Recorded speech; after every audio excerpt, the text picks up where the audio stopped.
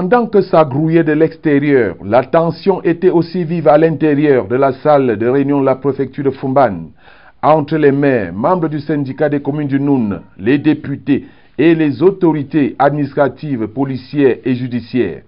Les jeunes recrutés pour la formation de la police municipale ont été orientés pour l'apprentissage des notions du tourisme, de l'hygiène et salubrité et de sport, notamment pour accompagner le vaste projet Pôle Sport Noun. Ce que le préfet semble ne pas connaître, pourtant informé.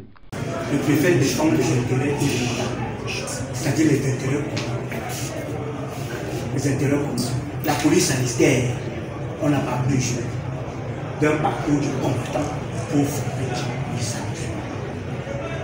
Les vraies raisons de l'interruption de la formation et de l'interpellation des encadreurs seront dévoilées par le procureur de la République, parce que l'un des formateurs serait officier de la gendarmerie retraité, dit-il. Le contexte qui est le nôtre, lorsque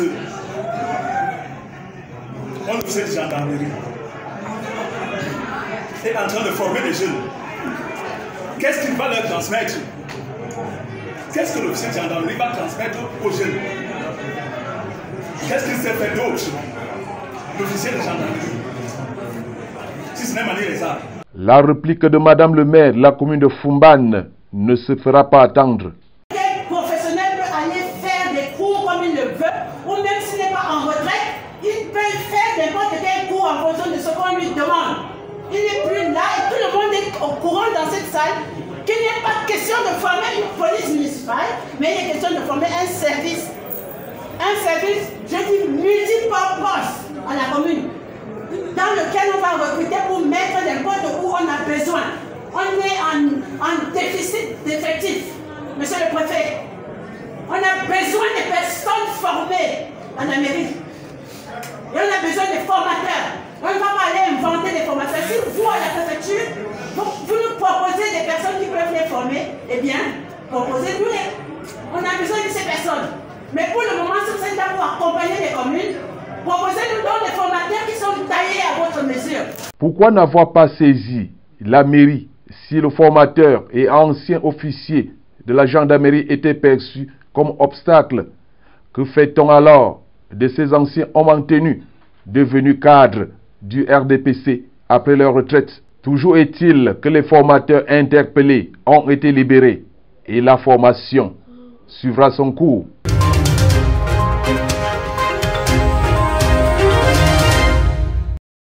L'urgence est ici, au niveau de la pénétrante est de la ville de Douala, classée chantier prioritaire en raison du championnat d'Afrique des Nations de 2021. La visite du site par le ministre des Travaux publics ce jeudi témoigne à suffisance du prix attaché par le gouvernement sur cet axe. Un axe considéré comme l'une des portes d'entrée de la capitale économique, éminent au stade de Japoma, l'un des fleurons camerounais retenu pour abriter l'une des poules des prochaines compétitions africaines. Les travaux, basés principalement sur le raccordement des voies d'accès stade Japoma à la route existante aussi en chantier, le recalibrage de l'accotement et l'élargissement de la chaussée préoccupent à plus d'un titre le membre du gouvernement accueilli sur le terrain par les autorités de la ville. Son objectif à terme, voir la fluidification dans le trafic et éviter le retard dans la livraison des chantiers dont le deadline est prévu pour le mois de novembre. Razel, l'entreprise adjudicataire, a pris la pleine mesure du défi. Le rythme s'intensifie, les travaux s'effectuent beaucoup plus la nuit. Question de ne pas perturber davantage la circulation qui prend déjà un coup. Dans le même sillage, la question de l'assainissement de la voirie a fait l'objet de préoccupations des journalistes. Dans la salle polyvalente des services du gouverneur, cadre d'échange entre hommes de médias et membres du gouvernement, Emmanuel Nganou Djoumessi a apporté des précisions sur l'avancement du chantier, parfois avec l'appui du maire de la ville et le gouverneur de la région, bras séculier, pour voir cet ouvrage placé dans le contexte d'une ville en pleine mutation qui doit desservir le Cameroun et toute la zone CEMAC. La tournée entamée depuis le 20 octobre sur la route nationale numéro 3 s'attardera sur les travaux d'entretien et de construction sur le tronçon. Prochaine direction, route Olama-Crébi.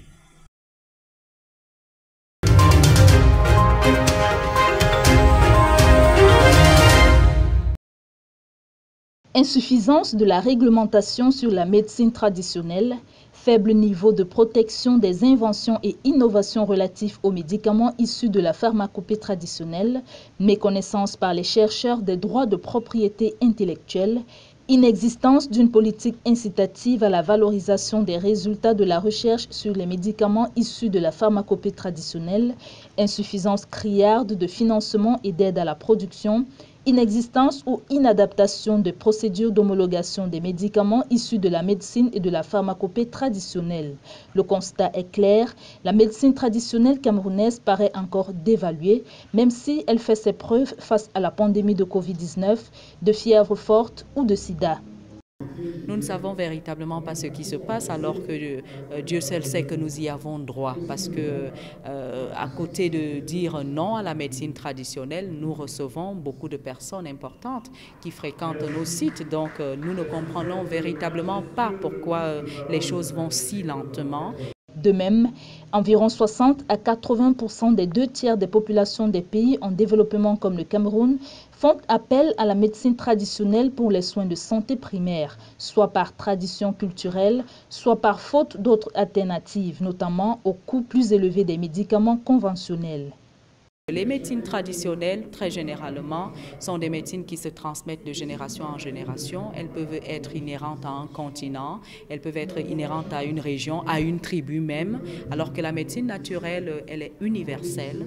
L'Afrique a également ses traditions et dans ces traditions, nous avons beaucoup de plantes, beaucoup d'écorces qui sont au service à 80% de la santé des populations.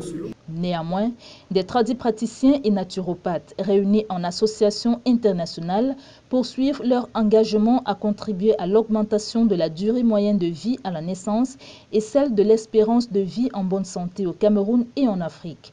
Un plan d'appui au développement et à la valorisation des médicaments traditionnels améliorés en Afrique a fait objet de validation à la faveur d'un atelier tenu à Yaoundé ce 21 octobre. Je valorise à mon niveau et tout ce qui est pharmacopée.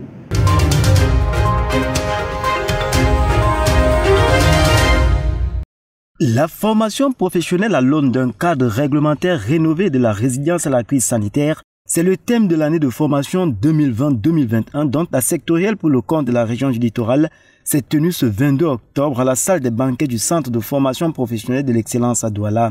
Une thématique qui n'a rien de fortuit à la lumière du contexte sanitaire qui prévaut.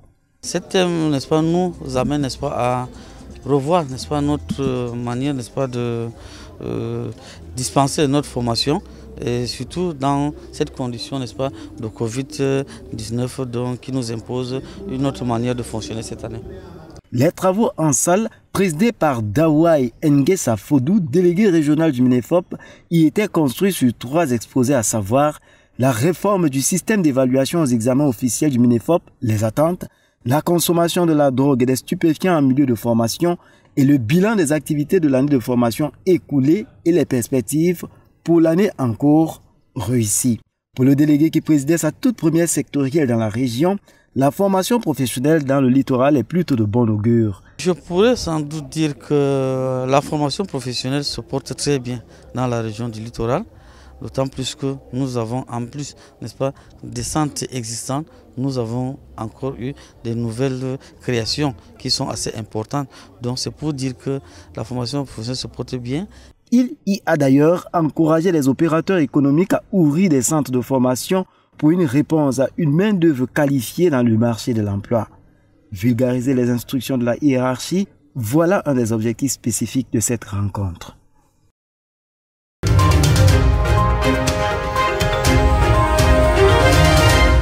Salut chers clients, ici c'est Nextel Cameroun, le meilleur réseau 3G au Cameroun. Nous sommes au shop Nextel d'un Komkana dans l'arrondissement de Yaoundé 2. Des abonnés, potentiels et futurs abonnés Nextel Cameroun sont chaleureusement accueillis et entretenus par le personnel de l'entreprise citoyenne. Plus encore, ils découvrent avec enthousiasme les services et produits en promotion, spécifiquement les modems Wi-Fi d'une capacité inégalable. Je découvre qu'avec Nextel, on se sent vraiment à l'aise. Très à l'aise. Nous sommes très à l'aise avec Nextel. Il a les forfaits très bon, moins coûteux. Donc, je suis très fier de Nextel. J'ai fait un achat d'une puce d'abord. Oui, ça m'a beaucoup plu. Là, il va avoir essayé. parce qu'ils ne m'attendaient pas à prendre. Quand ils voient les choses en promotion qui me plaisent, comme un modem, un téléphone, je suis très satisfait. Bon, c'est que si la prochaine fois, il va revenir. À chaque visiteur qui fait un tour ici, parents, élèves, jeunes et moins jeunes, des gadgets sont offerts, notamment des stylos et des cache-nez marqués Nextel pour rappeler l'impératif de se protéger du coronavirus.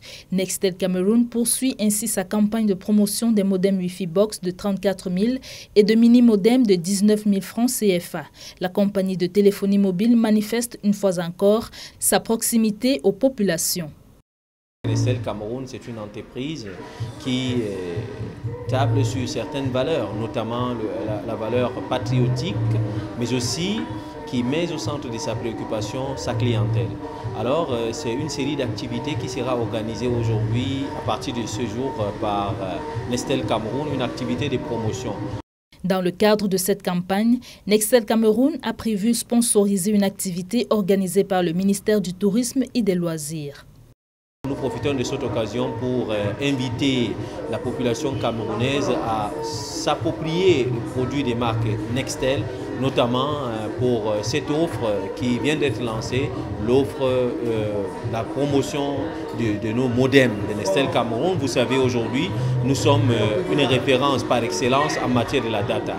Entamée dans la ville de Yaoundé pour la région du centre, la caravane de promotion des modems Wi-Fi Nextel va s'étendre aux localités périphériques comme Nanga et Boko, Mbandjok, Mbalmayo. Wi-Fi 5577 de Nextel d'une capacité de 10 postes.